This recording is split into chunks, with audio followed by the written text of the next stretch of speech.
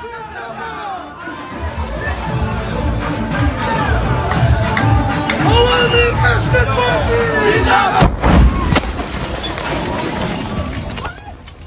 تاریخیں صرف کیلنڈر پر درج نہیں ہوتی، وہ قوموں کی یادداشت میں نقش ہو جاتی ہیں۔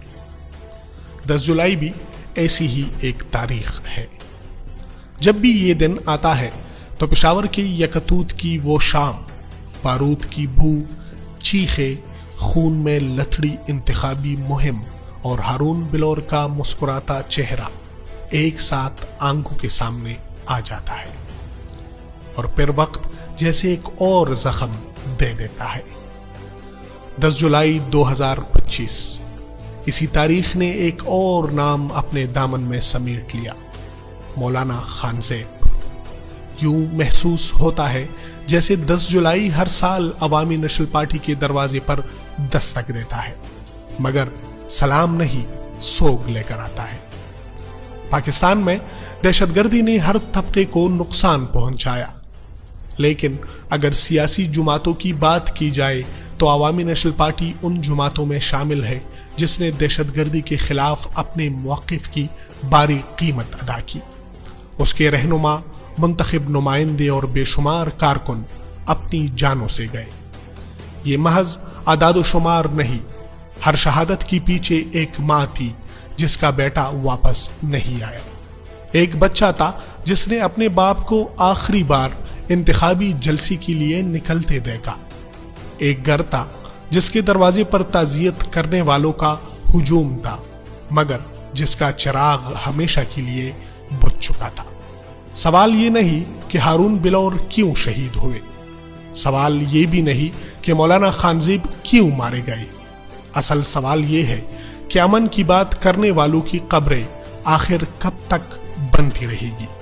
یہ بھی ایک حقیقت ہے کہ عوامی نیشنل پارٹی نے کئی برسوں سے یہ موقف اختیار کیا کہ انتہا پسندی اور دہشت گردی کے خلاف ریاست کو واضح اور دو ٹوک پالیسی اپنانی چاہیے۔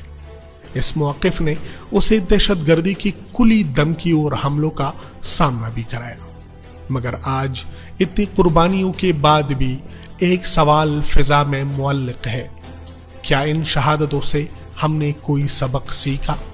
کیا ان خاندانوں کو انصاف ملا؟ کیا ان حملوں کے منصوبہ سازوں اور سہولت کاروں کو بے نقاب کر کے قانون کے کٹہرے میں لایا گیا؟ اور سب سے بڑھ کر کیا آج بھی اس ملک میں وہ سیاست محفوظ ہے جو بندوق کے بجائے ووٹ، نفرت کے بجائے مکالمہ اور انتقام کے بجائے جمہوریت پر یقین رکھتی ہے؟ ریاست سے یہ سوال کرنا کسی محاذ آرائی کا نام نہیں، یہ ہر اس شہری کا حق ہے جو اپنے ملک میں امن اور قانون کی حکمرانی چاہتا ہے۔ جب سیاسی کارکن بار بار دہشت گردی کا نشانہ بنے تو ریاست سے مؤثر تحفظ، شفاف تحقیقات اور جواب دہی کی توقع ایک جائز مطالبہ ہے۔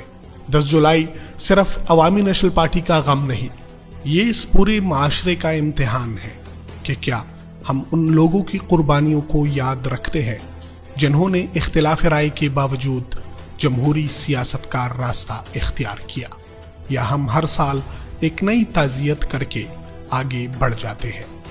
تاریخ یہ بھی بتاتی ہے کہ گولیاں جسموں کو خاموش کر سکتی ہے مگر نظریات کو نہیں۔ ہارون بلور چلے گئے، مولانا خانزیب بھی چلے گئے، ان کے ساتھی بھی چلے گئے، مگر یہ سوال آج بھی زندہ ہے کہ اس ملک میں امن کی قیمت آخر کب تک خون سے ادا کی جاتی رہے گی؟